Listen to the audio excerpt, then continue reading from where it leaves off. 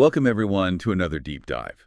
Get ready, because today we're going beyond the cute, the fuzzy, and let's be honest, sometimes kind of gross, to uncover what rodents really tell us about ourselves. No, think about it. Have you ever noticed how, like, just a tiny little mouse, like, in your kitchen can suddenly make you question, like, the entire order of the universe? It's wild. These creatures we often relegate to the shadows or write off as just like annoyances. They become these really powerful mirrors. They reflect our deepest anxieties about existence, meaning just the stories we tell ourselves about why we're here. And to really, like, dig into all of that, we got to start with two key ideas from our research stack. And those are authorization and embodiment. Yeah, and they sound kind of complicated, but I promise they're not. They just get at how we make sense of the world. Think of authorization as the meaning we kind of impose on something, the role we assign it. Like a dog is a loyal companion, but a wolf, which is, his wild cousin, a fierce predator, same family, totally different authorizations. So then embodiment is basically just the thing itself as it exists. Exactly, just pure existence. It's the physical reality without any of the extra meaning we like to pile on. But here's where things get really interesting. Rodents. Because we don't just see a mouse, do we? We see, like, this whole narrative, this whole story unfolding. Oh, absolutely. Case in point. Ugh. The dreaded house mouse. You know that sound, right? That little, like, skitter in a silent room where you catch those beady eyes in the dark. It's practically straight out of a horror movie. And that, my friend, is a perfect example of negative authorization in action. We've collectively decided the house mouse just doesn't belong. It's this disruption of order, of hygiene, and bam, instant threat.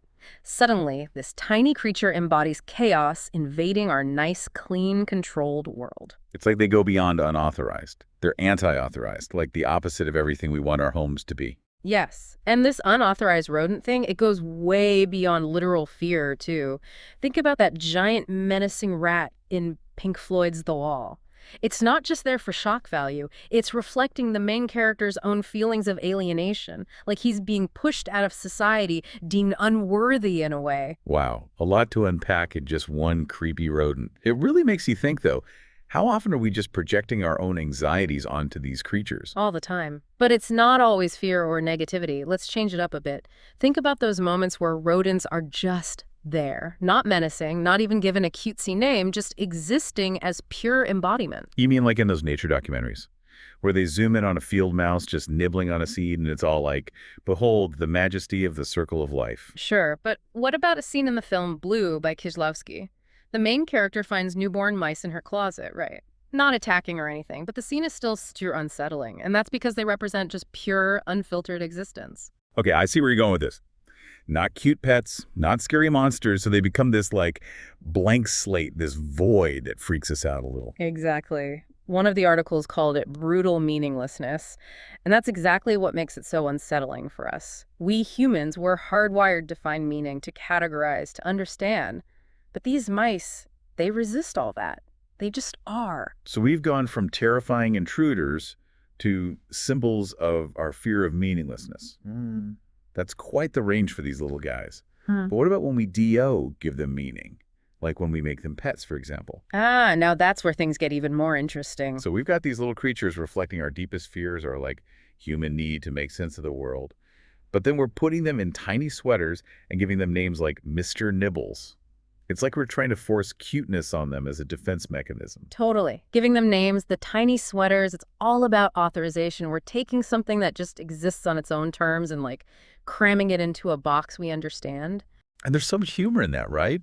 Like on Friends, when Phoebe's convinced her pet rat is a boy and names him Bob. Yeah. It's funny because it's just absurd imposing our human gender norms on something that, couldn't care less. Exactly. We're trying so hard to project meaning, to authorize, and the rodent's just over there like, whatever, dude. But this need to give meaning, it's not always just laughs. Sometimes it gets pretty deep. You're going to mention Boo, aren't you? The guinea pig from Fleabag. Because that's more than just a cute pet, right? It's practically a symbol of everything the main character's going through. You got it. She loses her best friend, who is also named Boo, and she just latches onto this guinea pig, and the name itself, Boo. It's like a ghost, a lingering presence. It's like she's literally trying to hold on to a piece of her friend through this animal. Except it's also all the stuff she can't actually say out loud. The guilt, the loneliness, her fear of dealing with the grief. And that brings us to this idea philosopher Slavoj Žižek calls the hamster. Before you picture a tiny wheel, he's not talking about literal hamsters here. It's an analogy for anything we fixate on so we don't have to face bigger, scarier truths about ourselves. So Fleabag and the guinea pig, that's her hamster. It lets her channel all that emotional energy into something real, something she can control, instead of facing the messiness of, actual grief. Exactly.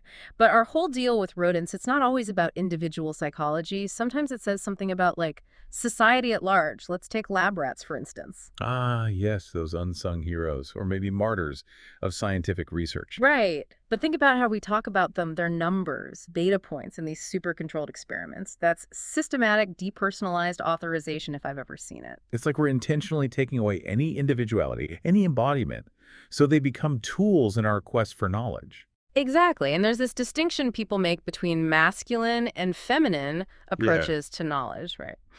And the lab rat, viewed through the traditionally masculine lens, becomes just another cog in the machine of progress. It's about control, objectivity, no room for feelings. Whereas a more feminine perspective might look at the ethics of it all, emphasizing those individual creatures and acknowledging what they're sacrificing. Right. It's about recognizing that life is messy, that meaning and embodiment are all tangled up.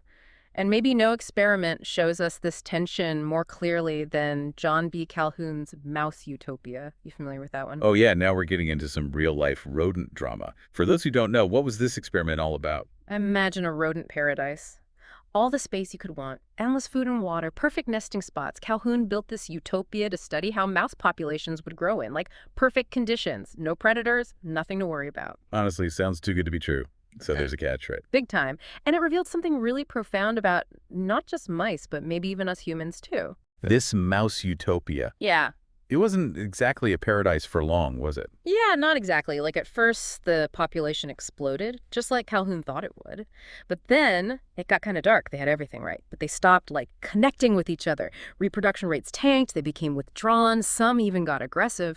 The whole utopia thing completely fell apart. Wait, so with all their physical needs met, they just kind of lost the will to be mice. That's both really sad and kind of terrifying. It is. Calhoun called it behavioral sink. His theory was that they had all this abundance, but they lost something crucial, a sense of purpose, their place in the, grand scheme of mouse society. They stopped having litters of baby mice. And if you think about those litters as, their purpose, the letters they're putting out into the world, they lost that drive. So it's almost like they had an existential crisis. Like these mice were dealing with a crisis of authorization, even though their basic embodiment was totally taken care of. You got it. And it goes back to how dangerous it is to separate those two things, meaning and existence. Calhoun's experiment, it suggests that even with every comfort in the world, if a creature doesn't have a sense of purpose, they can just lose the will to go on. Which makes you think about all the rodents we've been talking about, right? The ones in our homes, the ones in labs. Each one kind of shows us a different side of how WE create meaning, how we try to force order on this world that often feels pretty chaotic. In Calhoun's experiment, it's like this stark warning. If mice need a sense of purpose to actually thrive, what does that mean for us? That's a really good question. What are our litters? What are we putting out there? The mark we want to leave on the world. Are we doing it on purpose, creating that meaning? Or are we all just stuck in some big, overcrowded, totally stressful mouse utopia of our own? Something to think about, right? And maybe the next time you see a squirrel prepping for winter, or you hear those little mouse feet in the walls, you might pause for a second and just think about it. Think about how these creatures that we think are so insignificant, they actually play this really deep role in how we understand ourselves. And this whole strange, beautiful, often really unsettling world we're all living in. This deep dive has been mind-blowing, to say the least. We hope you'll keep exploring these ideas, keep asking questions, keep your mind open to finding wisdom in the most unexpected places. That's what it's all about, right? So until next time, keep diving.